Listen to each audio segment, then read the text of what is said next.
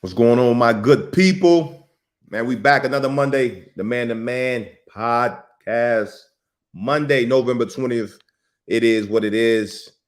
Another great show we're gonna have for y'all. My guy D Butt, he's gonna be tuning in, locking in with us here shortly. Hopefully, everybody had a great weekend. We all know Thanksgiving is coming up this week. So if you're traveling, definitely safe travels on the road, in the air, wherever you going. Make sure y'all get that good food. We're gonna talk about that too, man. Like what dishes can you do without? What's a must-have? We got a lot to talk about. I got D Butt was in the booth. He was in the booth for his first game that he called color analyst. Well, on the radio, called on the radio, and Lambeau Field. So we definitely gonna tap in with D Butt, man, see how that went. A lot of good games yesterday. A lot of good games. Some games that were closer than what they should have been. So some surprising wins, I would say.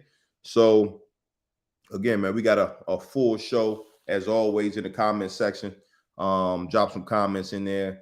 I definitely love the interaction as always. Brad Richardson, man, I'm gonna answer your question here shortly.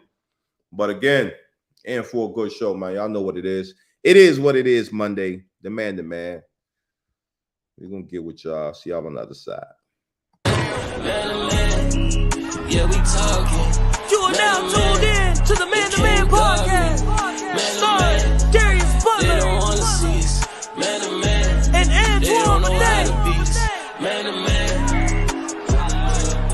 Now we talking.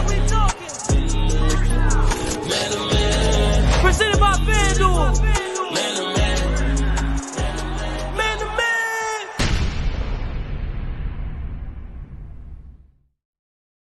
We back. We're gonna kick this thing off right.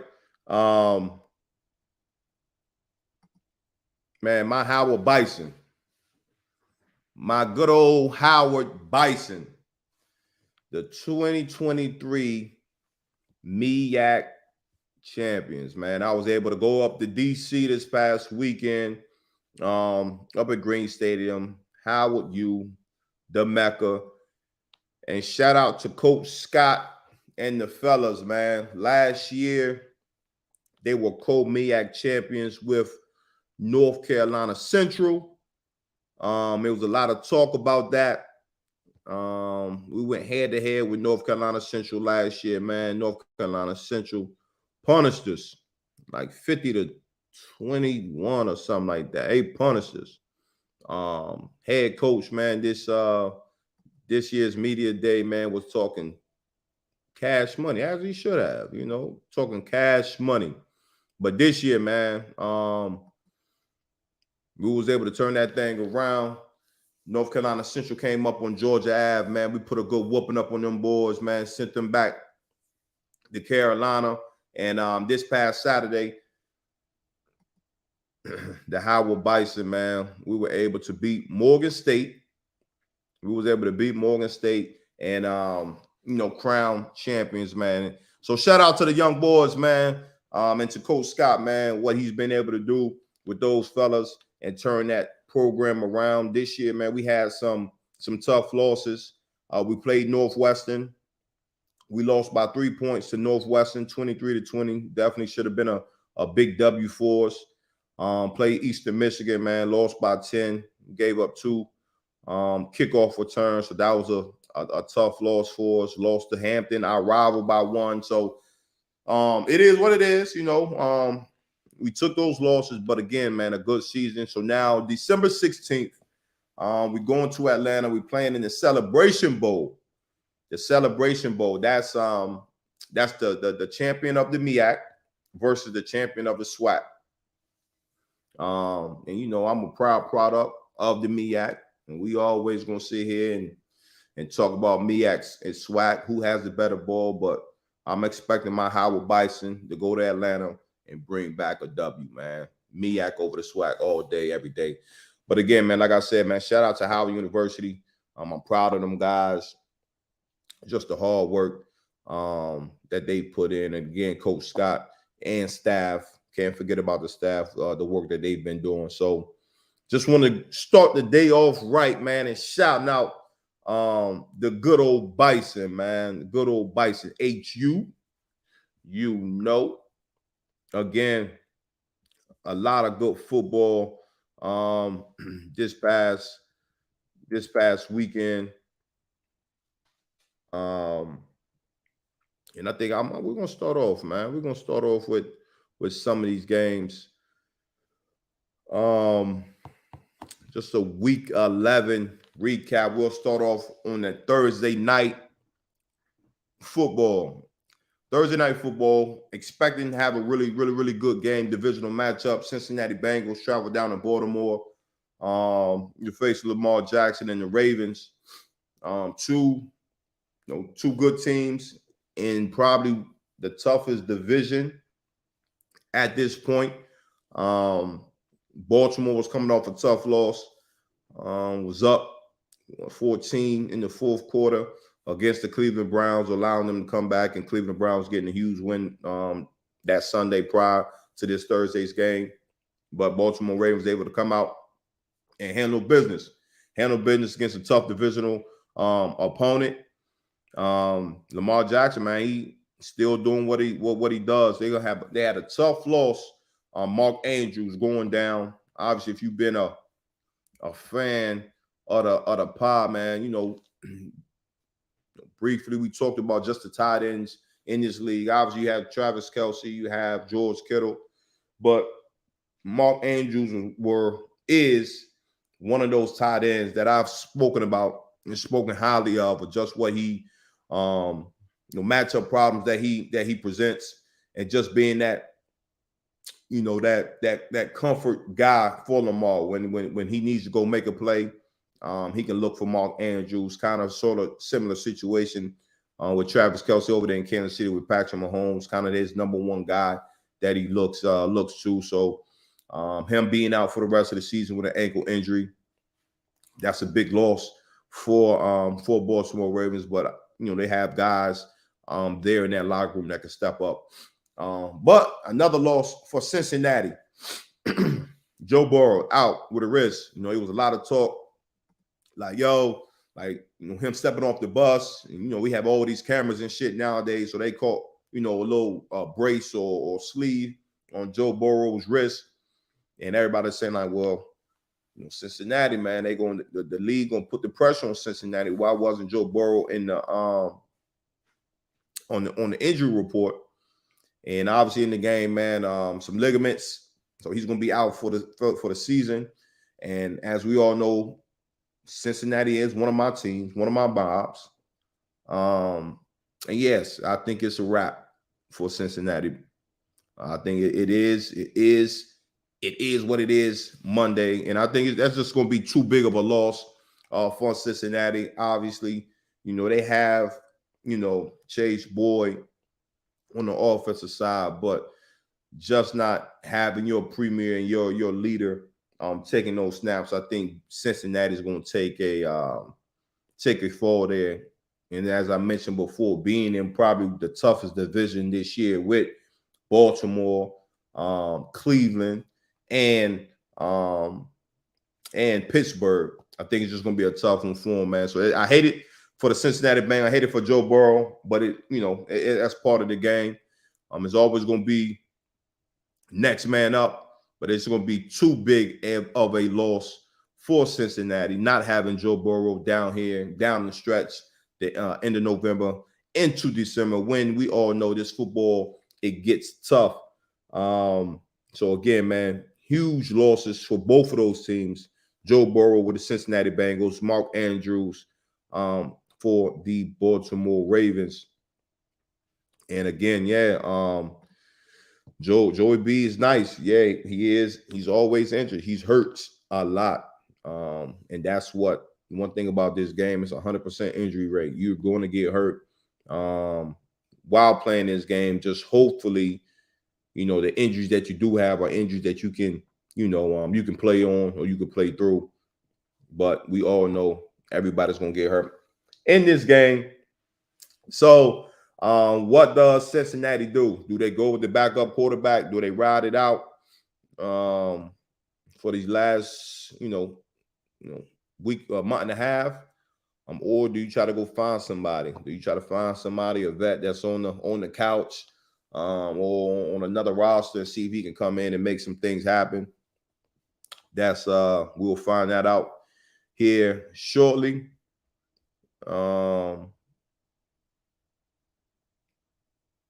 So yeah, we will see. We will see. But that was a Thursday night game. Obviously, I think that was a well anticipated matchup that everybody wanted to see. So yeah, I got my guy D Butt. Yo, yo, yo. There you go. There you go. What it do, bro? How you? Let me get these devil horns out of here. I'm good, man. Can't call it, can't complain. Slow motion, Monday morning. It is what it is. Monday, week 11. I see you already done got into it, man. But glad to be here, man. Glad to be here with the fam. How was your weekend? Man, weekend was good. Before you jumped on, I was just telling the folks, man, went up to Howard. This weekend, went ahead and clinched that MEAC title, man. So that was good to go out there and see them boys handle business. Hell yeah. Y'all play? Yeah. We played Morgan State. Okay, yes. Morgan State. At least one of us, at least one of our programs doing something out here, man. It's rough right now. Hey, basketball season, man. Maybe basketball season.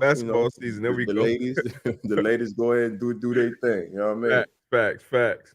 But sure, man. How was yours, man? We definitely want to talk. Your first one in the booth. Yeah. It was dope, man. It was dope experience. I've been saying it, for some years now, since getting into this sports media thing. That this is what I want. Next step. In the media space, calling games. Got an opportunity from ESPN Radio to go out and call the Chargers at Green Bay. Ended up being a good game, too. That's all you really want, as you know, being in the booth. You want a good game to cover, give some context to. Play-by-play guy was Chris Carlin. We had a stat guy in there, Kevin. And then Jim was, the spotter up there. So whole team, producer, a couple other people. But just the whole team, just got to be on the same page, keeping up with that action, watching the game from that press box. That was definitely a different experience. But being in Lambeau, you played in Lambeau. It's one of those historic stadiums.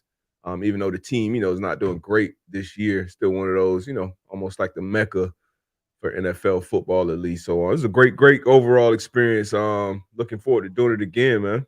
Yeah, man. So me and Tone was kind of talking about this earlier before we jumped on live. Like, I know you've done some things with Pat and the boys, going to some college games, and you guys are doing the casting on the field. Like, let's talk about like the difference between just the viewpoint from on the field versus up in the booth. Man, night and day. It's like watching I can't even really say the TV copy, but watching the TV copy and then watching all 22. And it's kind of tough though, trying to watch the whole field, live. Obviously, when you're watching the TV, it's pretty much following the ball, go from the line of scrimmage, then wherever the quarterback throws it to, or hands the ball off. But when you're in the booth, somebody go in motion, you're like, all right, it's 3rd and 4. Let me keep my own Keenan Allen. All right, he coming across in motion. Okay, let me see what the safety's doing. Let me see the coverage. And it's hard to kind of watch it all at the same time. That's why it's kind of important. I had a spotter looking out for certain things. Then you have the little monitor up there in the press box as well, so that you can see the TV copy. So it took me a little while to kind of get used to that. But I do have those extra few seconds because the play-by-play is kind of setting it up coming out of the play. And then I have my time to, put the context on it. And then by the time they're breaking the huddle and getting ready for the next play, I got to kind of wrap up my point. So I had to kind of get used to, having that information and kind of making it concise as possible. And then on top of that, it was radio. So now I'm gonna ask about that. Like, it's just a little different than TV. Yeah, it's different from the standpoint of, somebody probably driving in a car or, at home or wherever, but they're listening to it. So you kind of got to paint that picture for them. And once again, something else you got to get used to. But I think, ultimately, I want to call games on TV. So calling it on the radio first, where you help you out. Yeah, you got to paint that picture and simplify things a lot of times. I think once I get up to the TV, level to make those things easier. But like I said, man, just grateful. Got that experience in the middle of the season. I'm sure there's a lot of people, who could have been in there, but they gave me the call and put me in there. So grateful for that experience and definitely look forward to doing it again, man. I obviously been in the booth that 1 o'clock hour. You missed the other games, so I had to Mhm. kind of go back and get the recaps on the other games. But it was dope, man. Nah, man, happy for you, bro. I know that's just like you said, that's the space that you wanted to be in, man. So, shit, like I text you, man. I know you're gonna kill that shit, bro. So, congrats on that one. Yes, sir. Appreciate you, bro. Mm-hmm. Mm-hmm. You had some But good sure, ball yesterday, though. real good ball, man. We're talking about that. We'll get back to the slide, and again, week 11.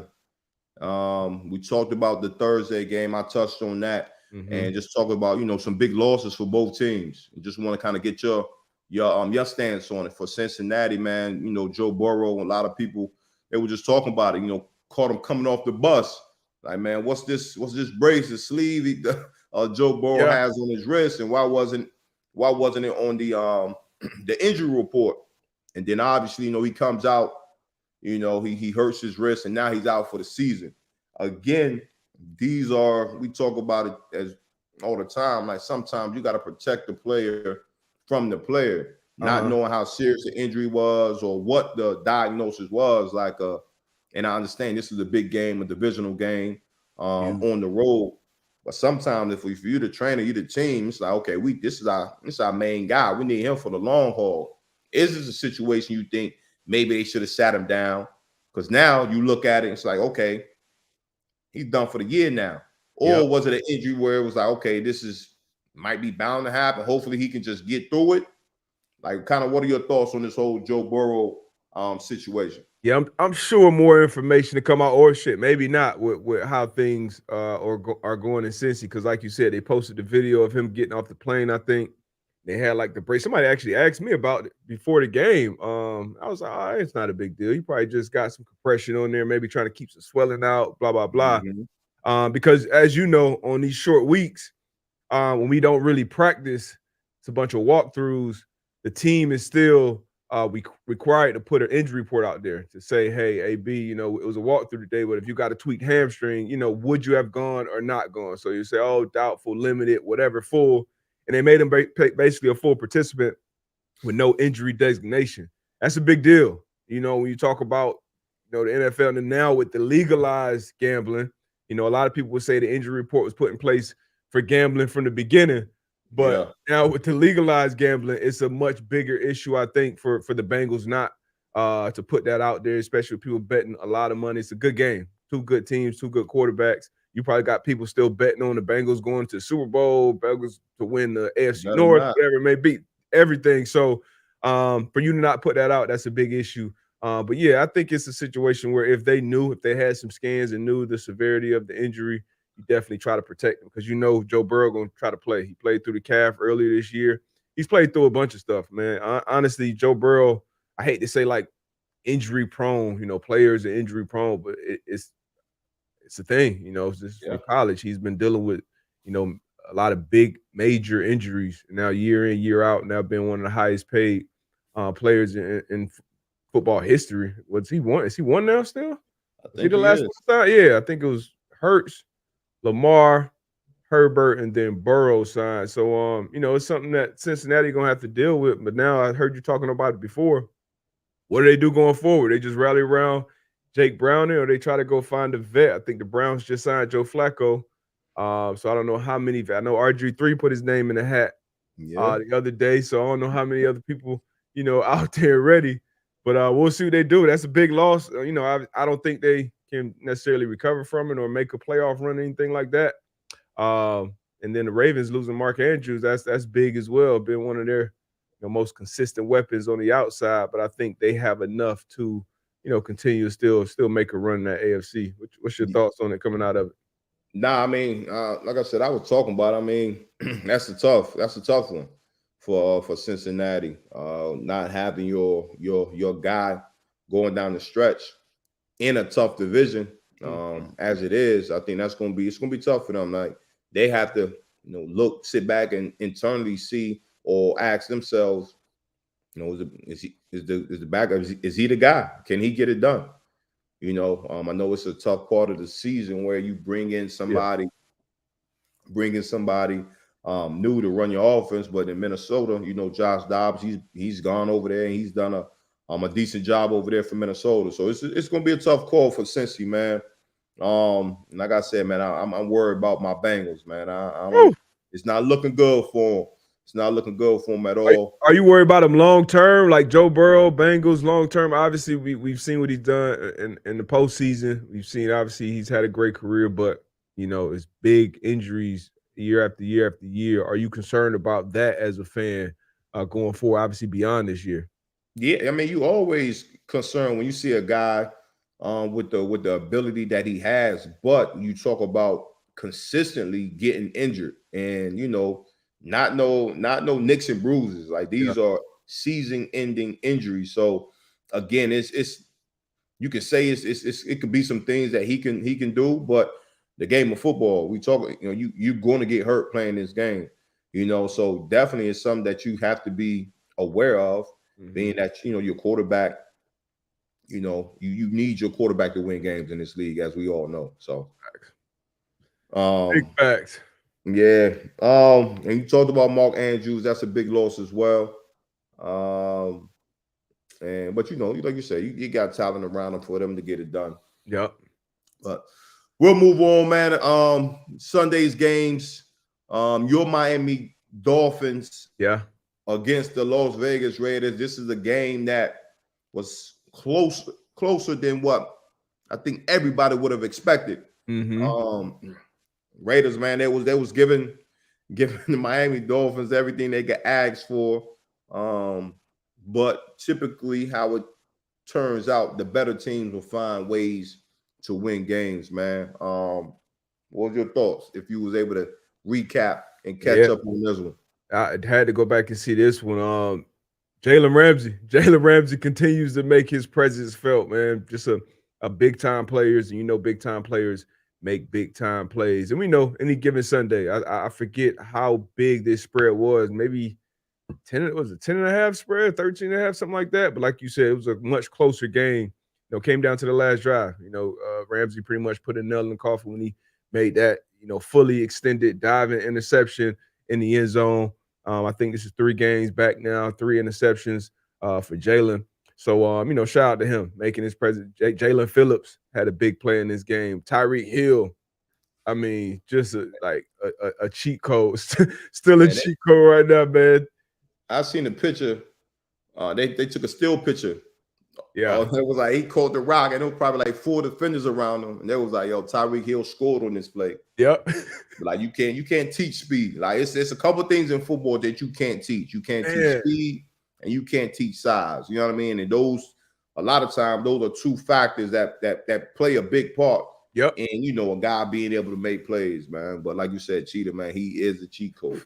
Different, man. Two another good game in the air, 320, 320 plus in the air. So Dolphins, find a way to win the game. And obviously it's some fresh breath of new life over there in Vegas, with that team with Antonio Pierce. So they showed up again. Aiden O'Connor, quarterback. Devontae Adams made a big play again, getting to the end zone. So they're playing at a different level right now. Obviously, I think at this point it's obvious that Josh McDaniels was a big issue in that building. I think that goes without saying. So Antonio Pierce, interim head coach, and Champ Kelly, the interim GM, they got those boys buzzing and playing some good ball. Once again, came down to the wire. Now for the Dolphins, big win, especially after last week, we're having the AFC East, big win for them.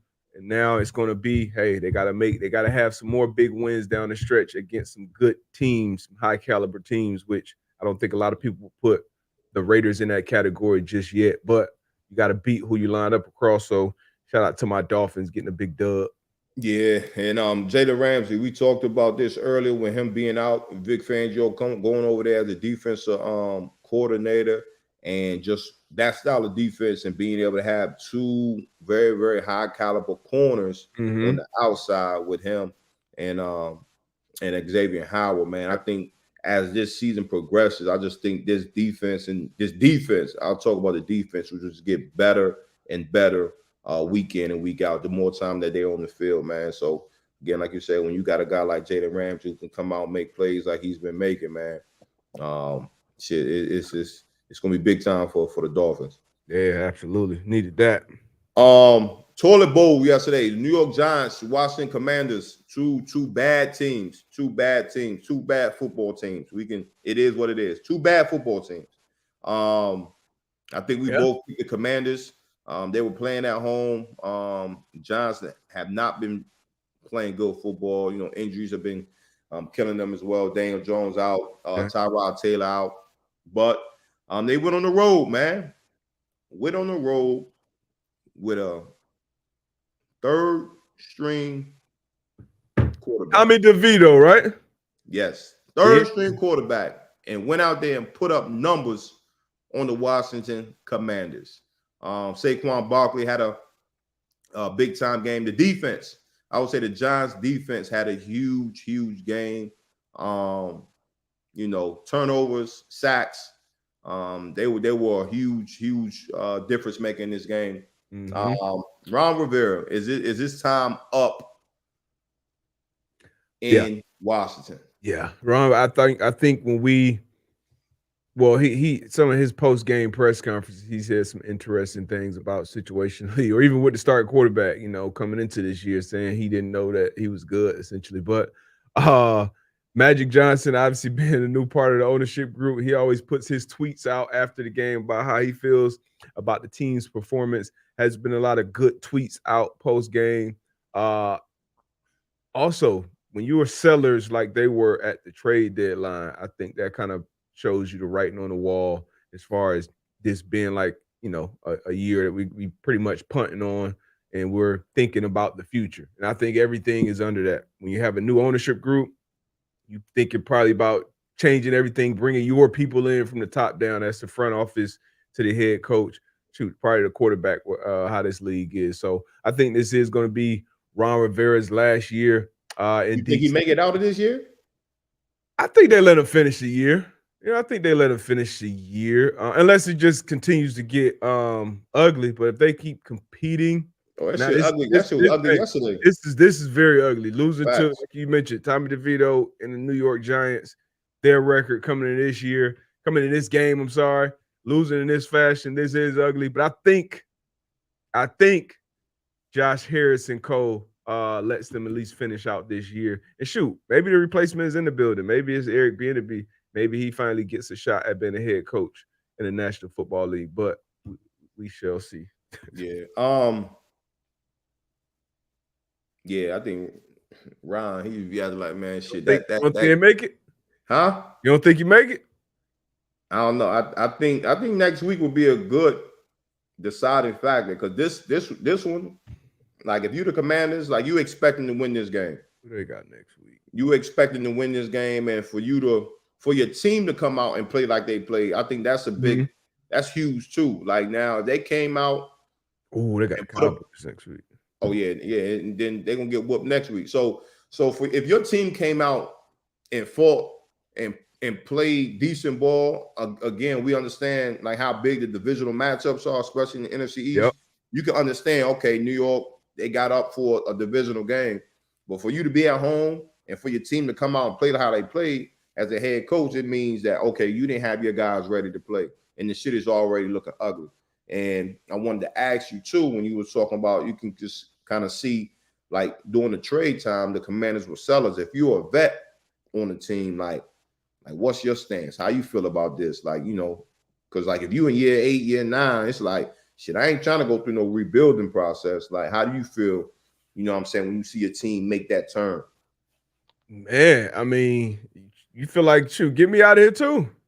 You know what I mean? Because like you said, you're not around to be around a rebuilding process. And this team last year, even coming into this year, you had Sam Howell at the helm. So it's always a big question mark there when you have a quarterback leading a team that just ain't been there before. Like they haven't been to a postseason, they haven't been through a full season, they haven't been through really that gamut of what starting quarterbacks in the league just have to go through. So that's always going to be. It was that case with the Commanders. It was the case with the Falcons coming in this year. Obviously, all the teams with rookie quarterbacks. But as a veteran, man, you like, come on, man. Especially if you've been there. Who was it a couple weeks ago?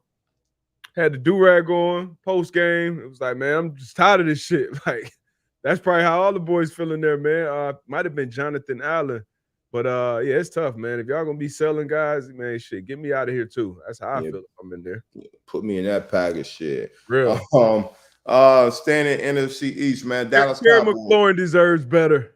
Who was that? Terry McLaurin, man. That's a fact. He deserves better for sure. He's been a pro, been a great player in this league from jump. He dealt with, that organization, man. It's tough. I hate to see it.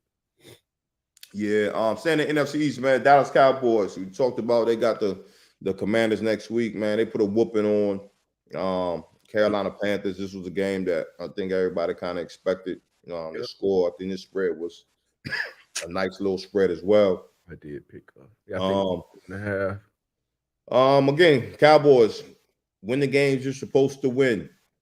Win the game that you're supposed to win, so they still up there at the top of in the NFC. Dak defense still playing well. So I just want to see if they can continue this stretch, man. End of November, going into December. This is the championship ball, man, and this is where sometimes the Dallas Cowboys fall short. Around this part in December. So, high expectations for the Cowboys in your eyes. Like I mean, really, it's Super Bowl or bust, right? Especially with Jerry Jones. You got Dak, Super Bowl or bust. Yeah, this is it's a really, really, really good roster.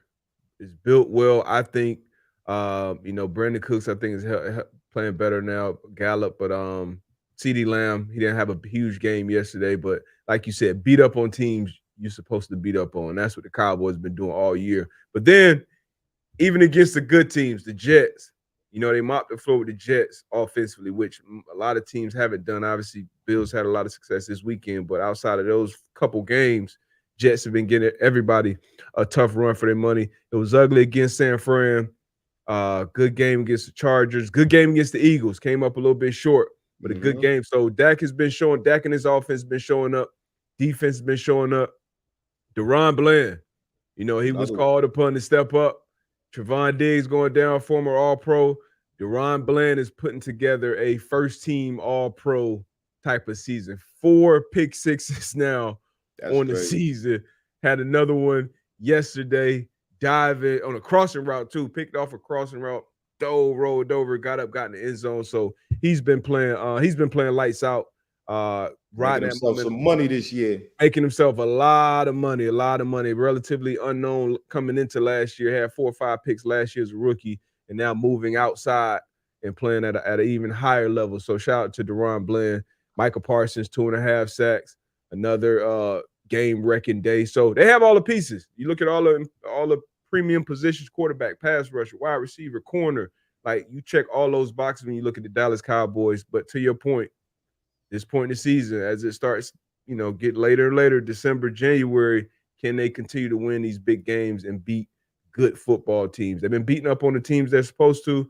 Can they beat these good football teams?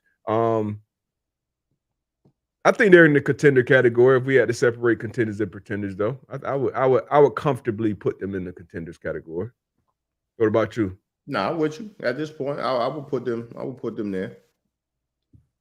I can't argue with that. I cannot argue with that. Now, on the other side, down there, close to your residence, is Frank Wright. We talked about Ron Rivera over there in Washington. Does Frank Wright make it out of his first season with a very, very impatient team owner down there in Carolina? Oh man, now you talking about ugly? It's ugly out here. I think they gave up like 7 sacks yesterday. Man. Yeah, I mean, I will always say it's tough to fire a coach after 1 year. Rookie quarterback. Yeah, like, so I would say, and I don't want to go against, because I always feel like you got to give the people time to develop, you know what I'm saying, or build what they're trying to build. So I would say I wouldn't think it would be smart to fire Frank, even though it looks ugly after 1 year. That's me. Okay. All right. So AB says he makes it out. He makes it a year 2. Oh, hey, I hope he give Frank another opportunity too, man. You know, I'm being real. You know, if after 8-9 games, you know, I gotta see something though. If I'm the owner, I gotta see. It may not necessarily be wins, but week in, week out, like we gotta put, like you mentioned it earlier with I think the Commanders. Commanders, yeah. My team got to be ready to play. Team got to be ready to play on Sunday, Monday, Thursday, whenever it is. So I have to see that out of my team. We got to be ready. We got to have a game plan. We got to play at a certain energy and all those different things that may not result to wins. But the Cats got to be ready for sure. Nah, that's a fact.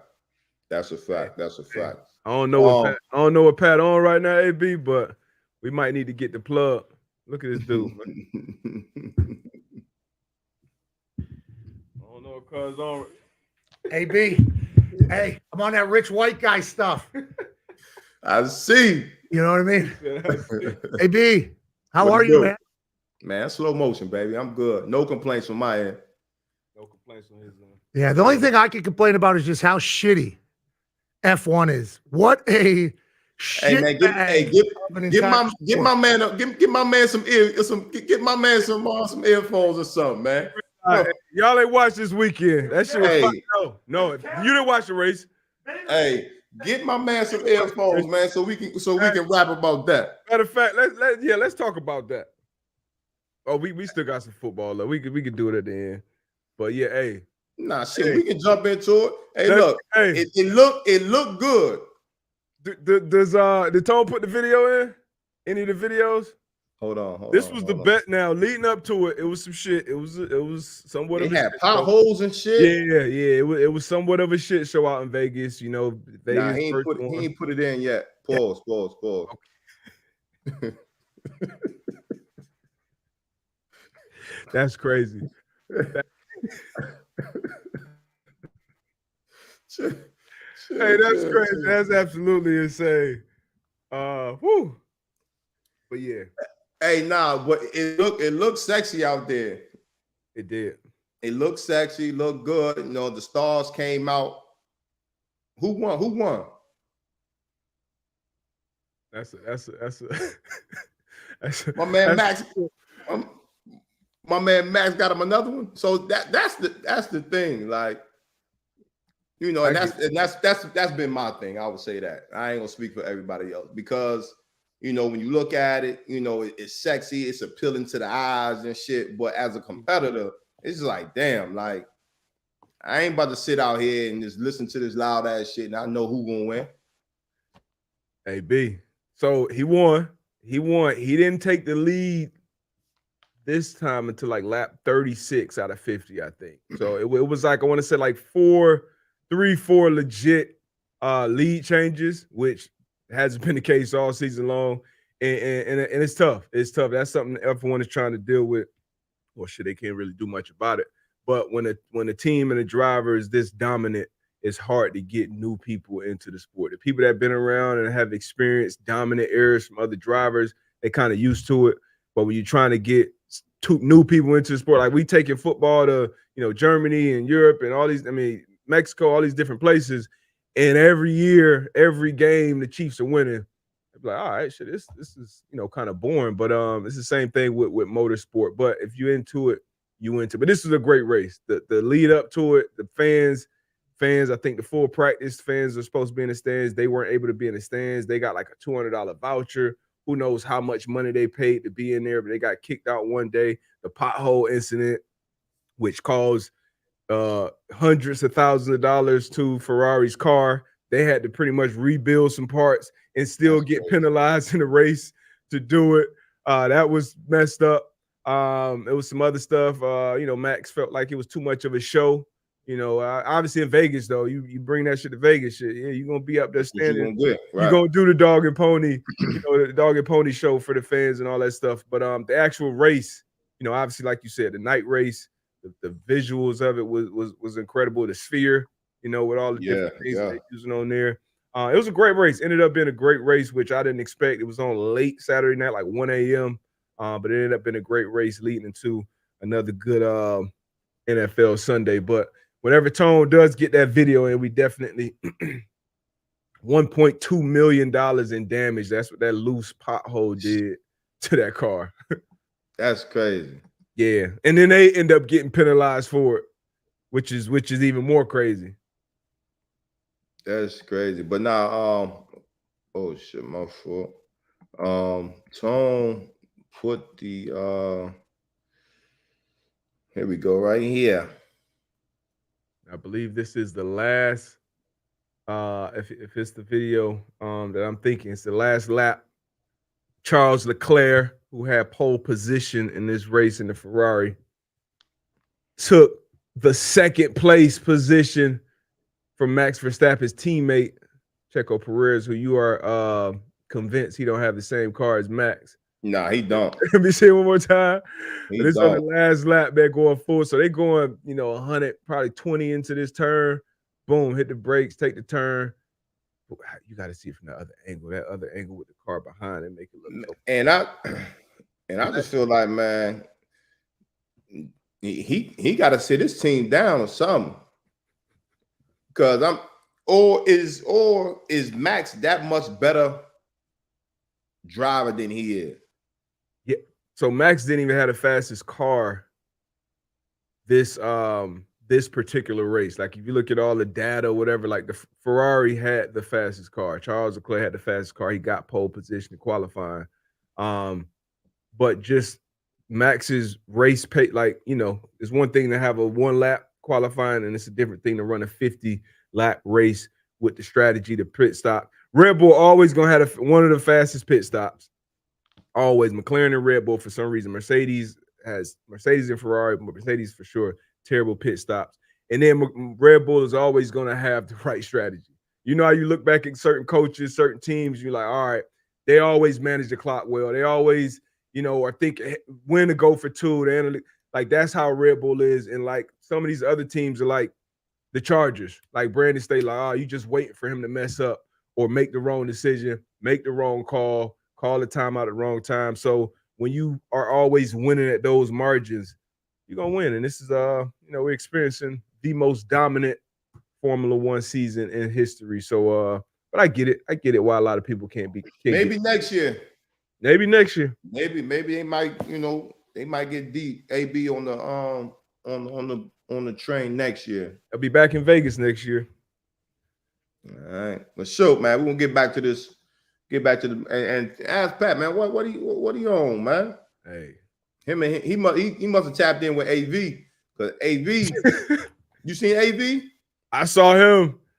When did I see Vinny? Had it probably about, it was around Combine. When is the Combine? Like February? February, like Yeah. end of February. And I'm seeing him with his family. Yo. Them and the special teams, man. The special team, they get into it. But let's run through a few more of these scores. Jacksonville Jaguars 34-14 took care of business, Tennessee, man. I like Jacksonville going down the stretch, man, in the AFC. Ooh. I like what they're doing right now. When you look at the top teams in the AFC, obviously Kansas City, obviously the Miami Dolphins. I like Jacksonville there as well. I like Baltimore. Even Cleveland. Not knowing how they're gonna go down the stretch. KC, Cleveland, Baltimore. KC. Mm-hmm. Baltimore. My 5 in the AFC. Okay. I'm gonna go KC. I'm gonna go Baltimore. I'm gonna go KC. I'm gonna go Miami. I'm gonna go Jacksonville. And I'm teetering between Buffalo and Cleveland. I'm kind of gonna lean to Buffalo because of the Buffalo. It's still a little nervous. I got no faith in Buffalo. But Cleveland, the quarterback situation, I think that's going. I know that the Cleveland defense is tough. I just don't know if the defense will be able to take them all the way. I like, you know what? Above Buffalo, above Cleveland. Who else you said? I wouldn't put them above Miami. I might take Houston. I know it's new head coach, rookie quarterback, a lot of young guys. But I feel like when I watch that team, them boys, like, they just don't know what they don't know. They just out there balling, you know. That could be a great thing. That's a great thing sometimes in sports. CJ Stroud had some adversity this week, threw 3 interceptions, first 3 interception game as a collegiate or a pro, and still bounced back, found a way to win that game. Stevie Nelson, man-to-man alum, made a big 4th and 8 deflection to pretty much end it against Hollywood Brown. I like Houston. I like what Houston doing out there. I think they sitting at 6-4 right now. Mm-hmm. I would take Houston right now, honestly, over Jacksonville too. Yeah.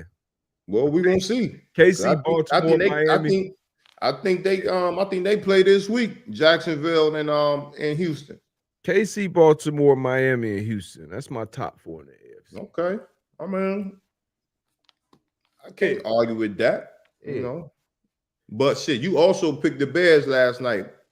Hey, Are they up what? there? Where they at? Are they not up here? It's on another slide. Oh, it's on another slide. But we'll get to it then. yeah, we'll get to it. But like we said, Jacksonville handled business. Tennessee, I think it's ugly over there. Yeah. I'm not sure what they're gonna do. What it is. Yep, it is what it is. I'm not sure what they're gonna do on that end. You know, they let probably their best defensive player go to Philly. We talked about that, but hey, it is what it is, man. Good win by Jacksonville.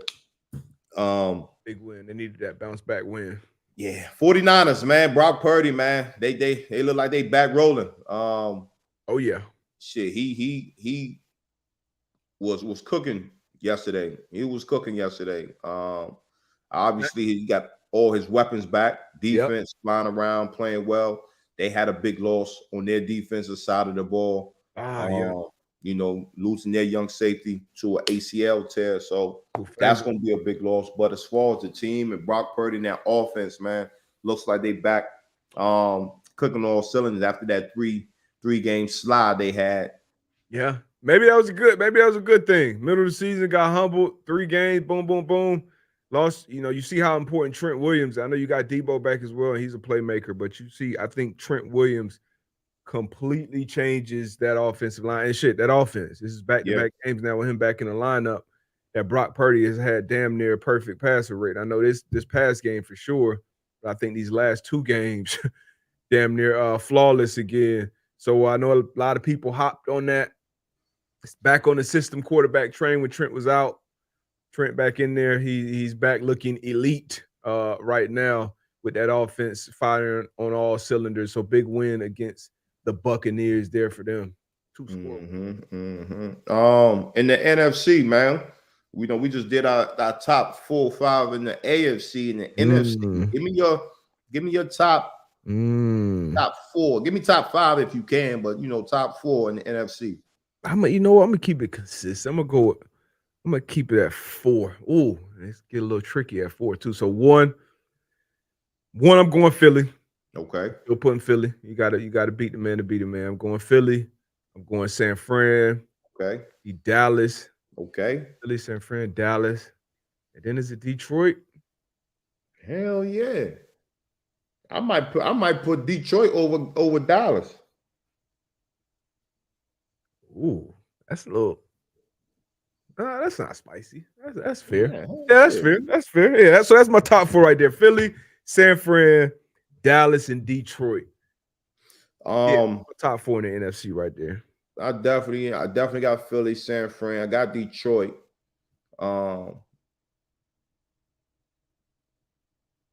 Missing anybody who could be a potential? Yeah, I'm trying to. Is there anybody else? Dallas. I got Dallas at 4. We out on Seattle. I'm not gonna say we out, but they were supposed to win. They were supposed to win yesterday. Like again, win the games. I mean, he's supposed to win. Divisional matchup. I get it. Like supposed to win that though. You are. You're supposed to win that game. Divisional matchup. You kind of throw the records out of the window, but you got to win that one. So I'm not totally out on them, but they sitting there with Minnesota. I will put Minnesota in that crop as well. Minnesota's supposed to win that game last night. Russ was able to make some big time plays down the stretch. But no, I'm not totally out on Seattle. Okay. Well, that's my top four. They ain't in my. So I guess those are essentially my contenders in both conferences. So my NFC contenders: Philly, San Fran, Dallas, Detroit. AFC contenders: KC, Baltimore, Miami, and the Houston Texans. That shit don't even sound right. It don't. It really don't. But hey, shout out to Miko Ryans, man. Nah, D'Amico, man. He might, depending on how they finish off, man. It could be a couple. I would say my top two coach of the year, depending on how they finish off, I would have D'Amico and Coach Campbell in those conversations. Yeah, I would. I'd probably put KOC in there once again, depending on how they finish off. Kevin O'Connell, Yeah, depending on how they finish. With what he's doing with Josh Dobbs coming in, winning these couple games, and obviously losing this close one, but just even having him ready to play that first week, and obviously a lot of that is attributed to Josh Dobbs and him being able to handle it as well. But as a head coach, no Justin Jefferson, lose your best player. I think they won 4 or 5 in a row without Justin Jefferson in the lineup. So yeah, he would be in that conversation as well. What they got going on in Detroit is special.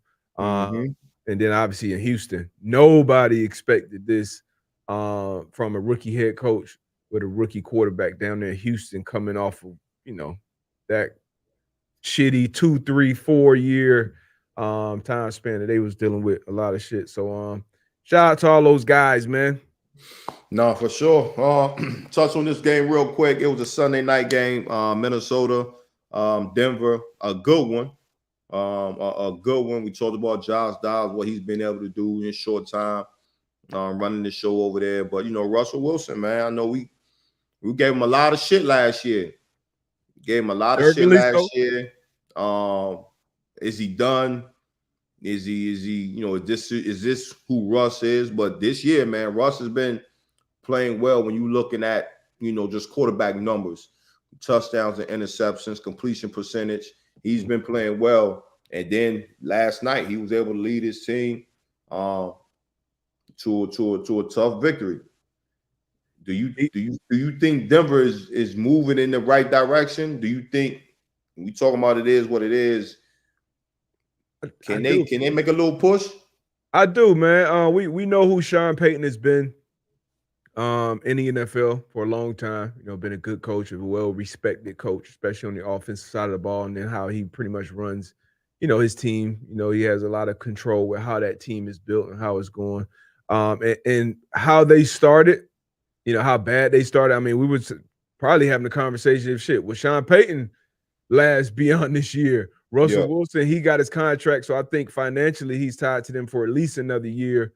Then once you give up 70, to Miami, everybody, hey, Vance Joseph got to get out of here. But the turnaround that they've had on the defensive side of the ball, to give up 70, I think that says a lot about, the character of the guys in that building. Obviously, they're all professionals, the men on the field, and then the men and women, in the offices, running the teams, doing everything behind the scenes. So shout out to Vance Joseph first and foremost, because I can't imagine what he and that side of the ball was dealing with. And then obviously Sean Payton, coming back into the NFL, it didn't look good early on. And then even when they weren't winning games, people were kind of looking at, Russ, like, hey, you can't point at Russ anymore. Russ is playing better football. So shout out to Russell Wilson as well, showing up in better shape, and just getting it done, getting the job done. We know it's a results-oriented business. So regardless of who you are, what you are off the field, how corny you are, how corny that is, or how lame, whatever people want to say, if you win in ball games, you producing.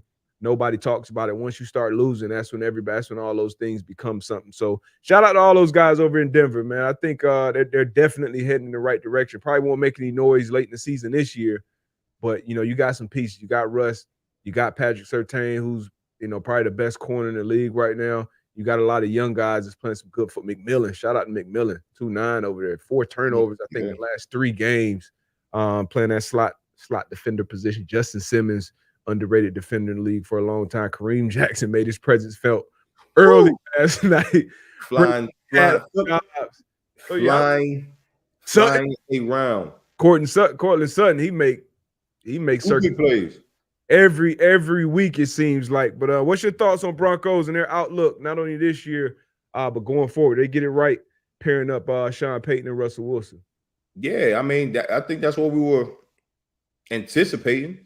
Sean Payton coming in, we, like you said, we know what he's done in this league in New Orleans with Drew Brees, and you can say what you say about Russ, but he's had a right there on the Hall of Fame type of career. So obviously last year was tough for him, but being able to see what he was able to bounce back this season and do, starting off 1-5, but then being able to rally some games off, man, like. You all know it's about confidence. And now the team, they can see, like, look, we can win these games. We can win. So, again, shit. Who knows what happens if, in that building they're believing and they can come out here and make plays. So you routed off a couple of names that's been playing well for them.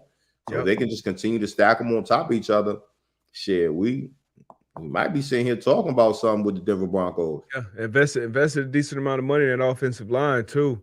So you would expect them to continue going in their right direction. But I think they got the pieces, they got the bones. Obviously, you're in the division with Patrick Mahomes, who, Patrick Mahomes and Andy Reid, they don't look like they're going anywhere for a while. Who knows what's going to take place with the Chargers? But another loss by 3 points or less. That's 14 now. 14 losses by 3 points or less since 2020, and they're 5th this year. After losing in Lambeau Field. This was obviously the game I was in the booth for. Chargers got inside the red zone. I want to say got inside the 5-yard line. Austin Eckler fumbled. Keenan Allen dropped a touchdown right off his chest. Quentin Johnston dropped a go-ahead touchdown late in the 4th quarter. It was man, they just couldn't get out of their own way. You can look at it and say Brandon Staley, and some of it is on him. But, the players got to make plays. That's just my opinion on it. His defense has been getting torched all year long. It was 30-something games. Green Bay Packers had gone without having a 300-yard passer, which went all the way back to A-Rod's days. Jordan Love goes to 320 plus on him. Even a go-ahead touchdown, Romeo Doubs, not lined up. Offenses kind of go hurry up, not lined up. Dudes running to each other. Romeo Doubs open slot fade in the end zone. So those things you can't put on coaching, but players, pros, especially week 11, like me and you in the meeting room on the practice field doing walkthroughs and stuff. Yeah, coaches obviously got input. Coaches are important. Game plans are important, but like that's our secondary at that point. You know what I mean? When you have those veterans, and it's veterans that got a lot of downs on that side of the ball. So they got to figure shit out, I think, in that locker room first. And then obviously Brandon Staley got to get a hold on things and find out how to win these close games. But you think it's going to get a change there? What you do? No. I was about to ask you. No. This is your mob. This is your mob. This is your team. This is your team. You, like you said, like I always say, like I would say it's like frauds, right? Because again, when you look on paper, there's no way like they should be losing these games. When you look on paper, right. You talk about Justin Herbert, Keenan Allen. I know they've had some injuries on the offensive side of the ball, but even Austin Eckler, he's a very, very, very good running back on the defensive side of the ball. You got, the Derwin James, you got Mac, you got both. So like Kendricks. Yeah. So like this is your mob. Like, what do you do? And we talked about Brandon Staley too, just the way, some of the situational, situational football. And it's kind of like, I'm like, like you just playing Madden out there. You know what I'm saying? So if you're the Chargers, you got Tom Telesco, like what do you do with this team? Because obviously you're not getting it done on Sundays. Yeah, you're not getting it done. I think Justin Herbert era, I think now they're 29-30. Uh, and you look at the quarterback positions like, damn, we got one at the quarterback position. We done paid him. We took care of him. Staley been there 3 years, and when you're watching it, it's just, man, it's just, I don't know. Like, I had somebody in the booth, and late in that game, he just wrote on the paper, losers. On the, he just said they're gonna find a way to lose this game, and sure And that enough, comes to coaching, bro. yeah, That comes to coaching, and that's culture. yeah, you're right. That's coaching and culture because again, like I remember I was in New York my last year. Mhm. I'm not gonna say we got into it, but we had some words when I was like, we don't know how to win as a team. That's what you see. That's exactly what you see. And that comes from the coaching, culture, and players too. Like, you know, the players are they got a big, but collectively, like that's what that means. When you can't win the game that you're supposed to win, the Chargers, I think you're supposed to go and beat the Green Bay Packers. And we can talk about some other games, but that comes down to the head man who Monday morning sits in front of the team and pours into his guys. And that goes into the culture that's being built in that building, and it comes to the players. And if that doesn't happen, then the first person you're going to look to is who? Head coach. All right. Head ball coach, yeah. You might have to make a change. That he had a testy back and forth with one of the reporters after the game. I guess the reporter had probably asked him a few times before if he was going to relinquish play calling duties. And he adamantly said, no, I'm going to be calling plays. I'm confident what I'm doing. My guys, how I'm coaching them, et cetera, et cetera. Worst pass defense in the league. 32nd pass defense in the league right now. And Brandon Staley got the job because he was, this defensive savant. So that's an issue. Got to get that fixed. 4-6 now. Another thing that I never liked is the prideful coaches. Mm-hmm. I get it. It's the reason why you got the job, because you're good at what you do and you have belief in what you do. But sometimes you do have to step into that. You got to look in the mirror and be like, maybe if I step back, maybe I'll take a step back. Maybe somebody sees it differently. Or again, I'm not in the building. I'm not sure what that input looks like from other coaches. But that pride, man, hurts a lot of people, man. Staley going out on his shield, man. He's gonna fall on the sword, yeah. and I can respect that too. He been hearing it. Trust me, he been hearing it. I mean, I feel like even coming in this season, we was talking about Sean Payton taking this job, or this being, because now people talking about Bill Belichick, this being his next job if he leaves New England. Because once again, you look at the roster, you see the talent, and then you obviously see the quarterback position. So, that's why it's a very very good-looking situation for a head coach. But you got to figure, it's culture. It's culture. You're right. You got to find out how to win. You got to figure out how to win games. And they know how to lose them. I'll tell you that damn much.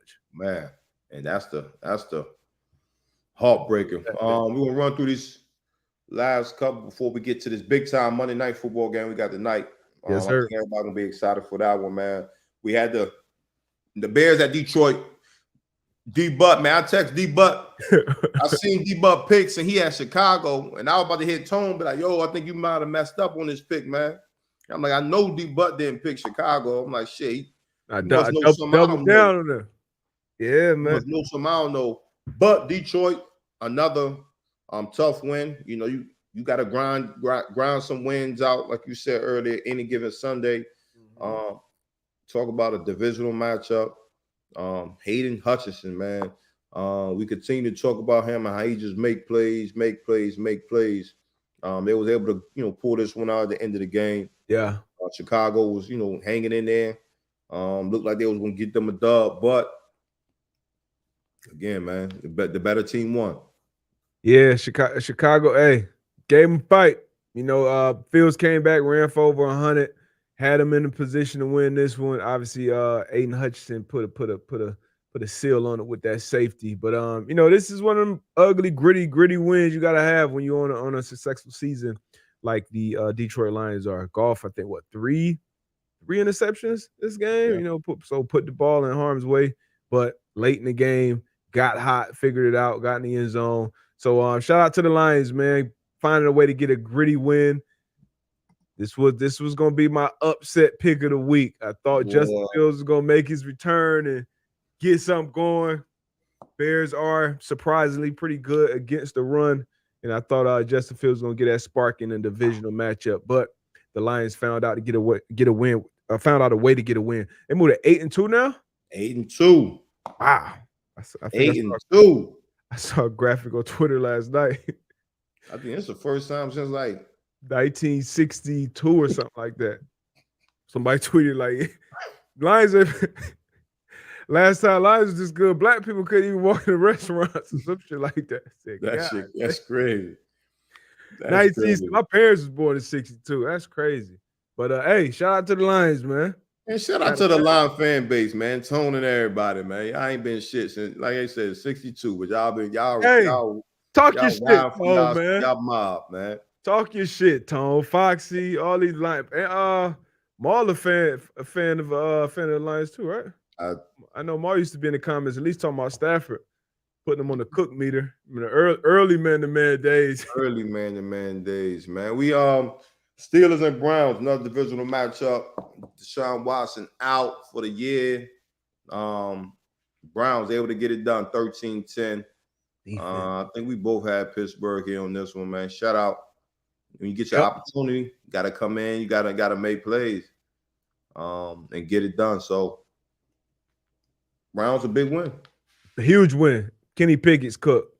It is what it is. The Kenny Pickett experiment, I think, is over. And I know it's a winning record, so it's probably hard to make a quarterback change when you have a winning record. But if I'm in Pittsburgh, I got to see what Mitch Trubisky can give me, on that field. I just, at this point, watching Kenny Pickett from a defensive player, I see a quarterback that either A, just doesn't have the talent or skill set to push the ball down the field, make reads and throws across the middle of the field, or B, is afraid to do so. Most of his throws are back shoulder throws or, fade balls, check downs. You just need more out of the quarterback position at this point in the season. This ain't undrafted rookie free agent where you're just trying to find a way to skate by. You got a pretty good defense, a defense that can hold teams, that can turn the ball over. But with an offense like this, you're not going to get much out of them. The Browns found a way to win the game. Wasn't pretty. These AFC North battles, they're going to be like this, but found a way to get a win with that amazing defense that they have. Myles Garrett, once again, I think he's in the lead right now for Defensive Player of the Year. But Browns get a good win over the Steelers. And I think on this It Is What It Is Monday, I think Kenny Pickett's cooked. What's your thoughts? Not looking good. I know that for sure. Yeah. I think that was your first quarterback. If I recall, that was the first quarterback AB said need to start as a hey, we need to put him in right now. Put him in the game. That was against what you usually do. That's a fact. I said put him in, coach. And like you said, right now it's not looking good for Kenny Pickett. Again, I'm not sure what it is. It's tough to sit here and be like, is this or is this that? But like you say, film doesn't lie. You can watch the game tape and just something that's missing on that on that end.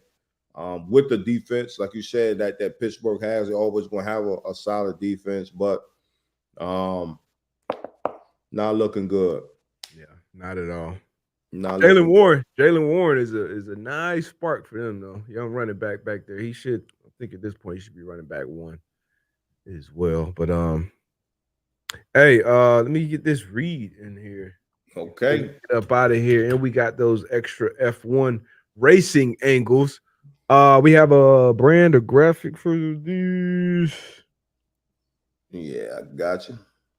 Let's get it. Score early this NFL season with FanDuel, America's #1 sports book. Right now, new customers get $150 in bonus bets when your first $5 money line bet wins.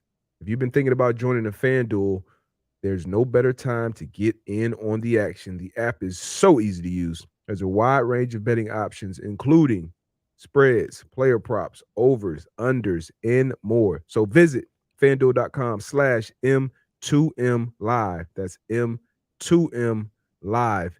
And kick off the NFL season. FanDuel, official partner of the NFL. There you go. Yeah, here we go, baby. So you got your first $5 money line bet has to win, and then you get 150 in bonus bets. Man, before we get to them other them F1 angles, man. Tonight, Monday Night Football. Woo! Got a big one, big matchup. Philadelphia Eagles at KC. Talked about it. NFC at the top of the NFC, man. Got the Philadelphia Eagles at the top of the AFC. One of the teams, they got the Kansas City Chiefs, man. Kansas City comes in as favorites, 2.5-point favorites tonight. I'm looking forward to this matchup. Before you make your pick, Taylor Swift will be in attendance. That's what's up. That's an important, as far as Travis Kelce's performance over the last few weeks with her not in attendance. About 9 catches, about 75 yards, 2 games combined, no touchdowns. So just let you know. Philadelphia Eagles win. Woo! Plus 126. So that's money on your money. So you got them winning and obviously covering because they are 2.5-point underdogs. So road win for the Philadelphia Eagles. Get revenge, a little bit of revenge from that Super Bowl loss. Road win, big win for the Philadelphia Eagles. Jalen Hurts company come out and get a big win on the road somehow, some way. Got to make Kansas City Chiefs beat you left-handed. Travis Kelce cannot come out and have a crazy game. And the Kansas City Chiefs defense been playing well. So it's going to be good on good. Good versus good. It has. Kansas City's defense been their best unit from wire to wire this season, led by obviously Stone Cold Chris Jones, Trent McDuffie, Snead, Reed. The boys got some dogs back there flying around. But I'm going Philly too. Philly. We on the same page. I think Philly covers. Philly wins, obviously, on the road. And I never, ever feel good about betting against Patrick Mahomes. But here I am. Jalen Hurts healthy, no knee sleeve on, no knee brace, nothing like that. So he's healthy. So I expect to see him more active in the run game, which is always tough on the defense. He's been throwing the hell out of the ball this year as well. That Don Joy looking nasty on his knee. Stank. Real stank. So for him to get that off and be more involved in the run game now, Dallas Goedert, they're pretty good tight end. He's out. He broke his arm a couple weeks ago, but he'll be out, which is a big missing piece. But I think for the Chiefs, man, they got to find another weapon outside of Travis Kelce, another consistent receiving weapon outside of Travis Kelce, just consistent on a week-to-week basis that can create separation and make catches and big points of the game. Because defenses are keying in on 87 now, especially on these third downs in the red area. Hey, we can't, like you mentioned it earlier, we got to make you beat us left-handed. We can't let 87 be the reason y'all beat us. So Rice, Moore, Tony, Gray, Watson, MVS, somebody's got to step up and have not only a big game or a big moment, but consistently be that guy that 15 can look for in crucial moments. And but shit, it's the Chiefs. They always figure out a way to figure out, So, but both of us, here we are taking Philly. Philadelphia Eagles. There you have it. Monday Night Football. I think it's gonna be a good matchup either way. Before we get out of here, for all the F1 fans that's in here, see this take. You got these angles. Ooh, that's a nice angle right there. The cameras, but y'all just don't understand how. That's the Leclerc right there in that Ferrari, and the other Ferrari. Going into that corner late on the brakes. Yeah, man. I missed it live. I had to go back and watch it last night. Watch like the 30-minute recap of the race. And like I said, it was the most probably action-packed race. A lot of changes up front. Always a lot of changes and fighting. A couple crashes. Lando Norris got in a crash. He ended up going to the hospital, but he was all right. As you mentioned, a lot of stars in the building. I think Justin Bieber was the flag waver, but good race to be back in Vegas. That's Max Verstappen once again with another win. He won all 3 American races. Well, shit, he won damn near every race this year, but he won in Austin, he won in Vegas, and he won in Miami. So shout out to that guy dominating the F1 scene. Another great Sunday football in the books. Mentioned earlier, I got my first NFL call on the radio under my belt. That was fun. That was awesome. Can't wait for the next one. We got a big Monday night football game tonight, Super Bowl rematch with the Philadelphia Eagles at the Kansas City Chiefs. AB took the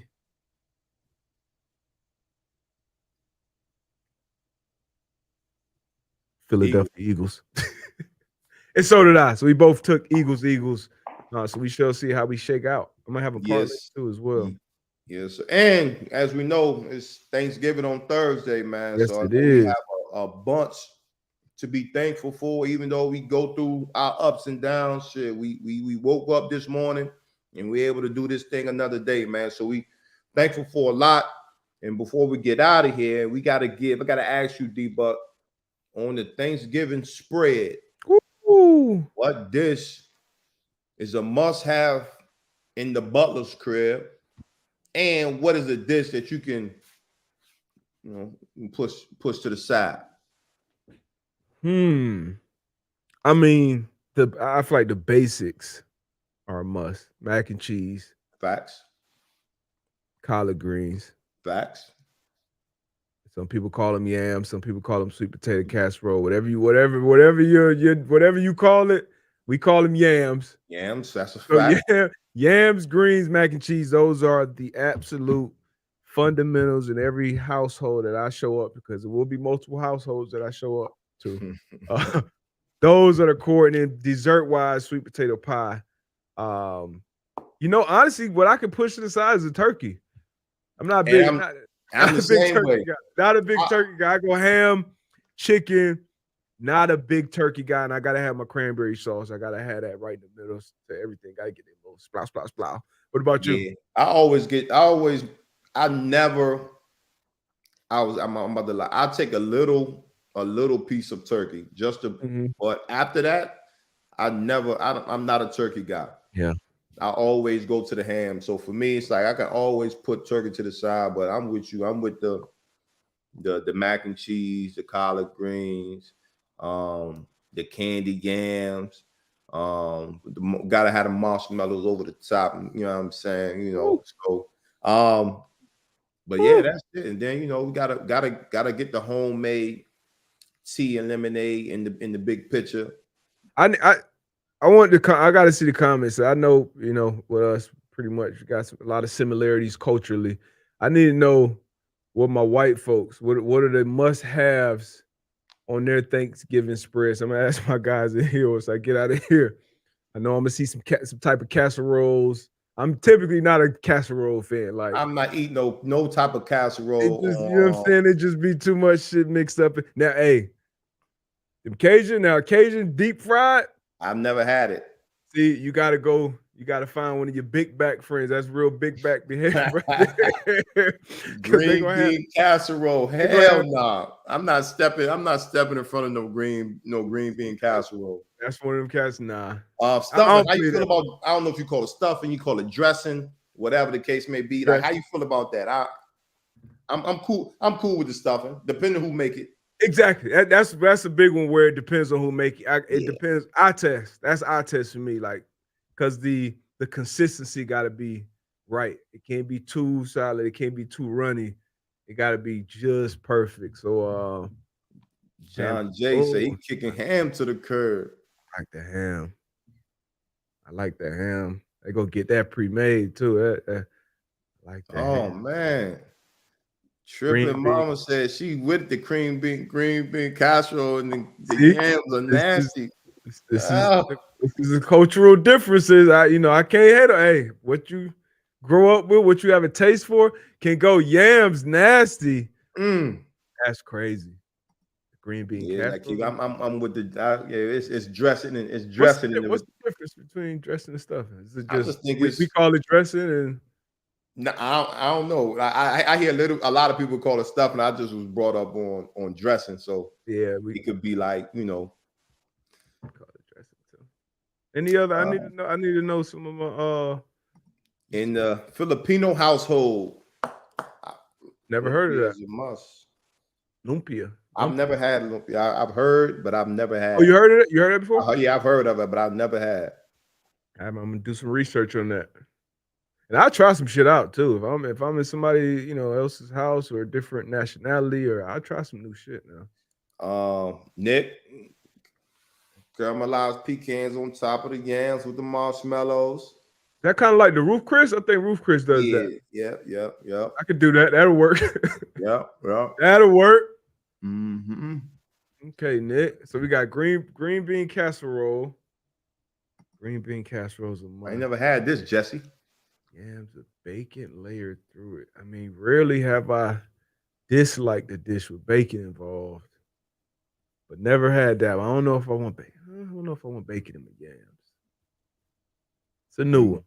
Yeah, that's a new one. How are you with mac and cheese? Do you like because I know people make a different style. They'll put some of this in the mac and cheese and some of that. Leave the mac and cheese alone, man. like especially on Thanksgiving. Like let's not try to invent new shit and hey, look, I want to try this. Nah, not on Thanksgiving. Like we do that shit, March or something. You want to try something out. Leave the mac and cheese alone, yo.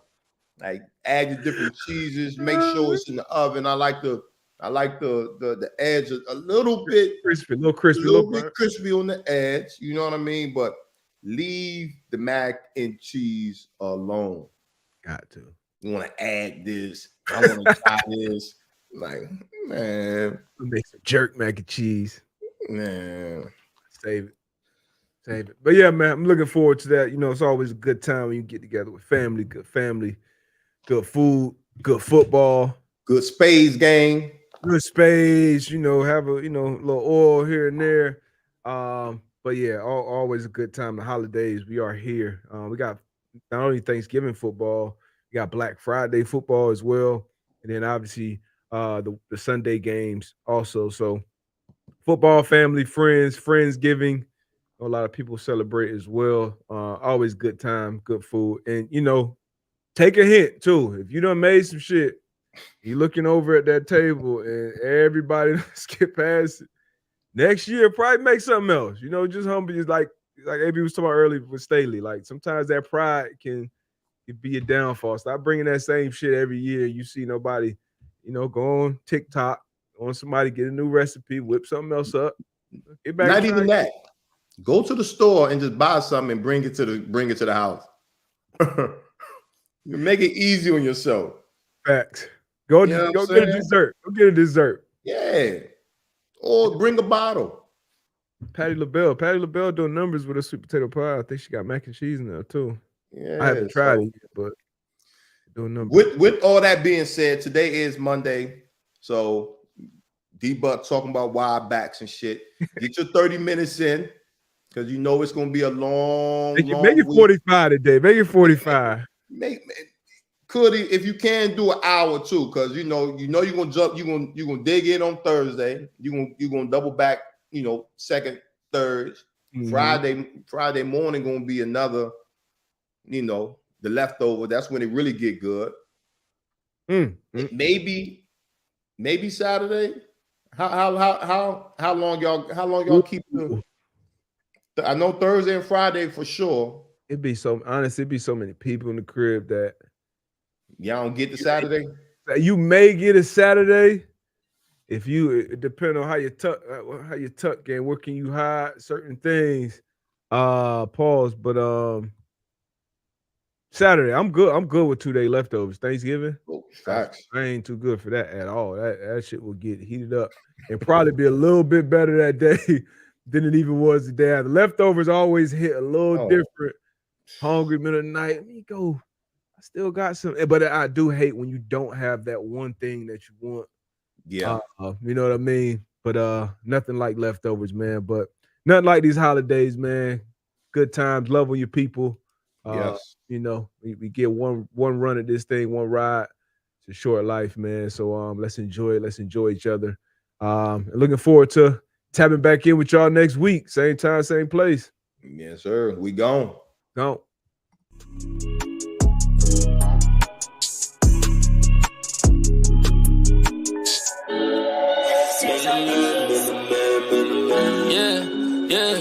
Yeah, man to man. Yeah, we talking, man to man. They can't guard me, man to man. They don't wanna see us, man to man. They don't know how to beat us, man to man. Man to man, man to man. Man to man, man to man. Yeah, man, must be the struggle that's in me, that's why I want it so bad. Must be the hustler in me that keep my foot on the gas. When you got it from nothing and hard times ain't so bad, just know I'm coming for everything that they said I couldn't have. I put my life inside it, yeah, I kept it solid. Yeah, I played the field, that's how I feel about it. We put numbers on the board, we always up the score. Yeah, we stuck to the plan and never ran. Now they can't see it, man. Yeah, we talking, man to man. They can't guard me, man to man. They don't wanna see us, man to man. They don't know how to beat us, man to man. Man to man, man to man. Man to man, man to man, man to man, man to man, man to man.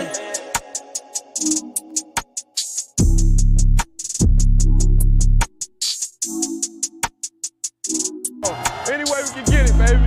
Any way we can get it. All right, baby. We gone. Happy Thanksgiving.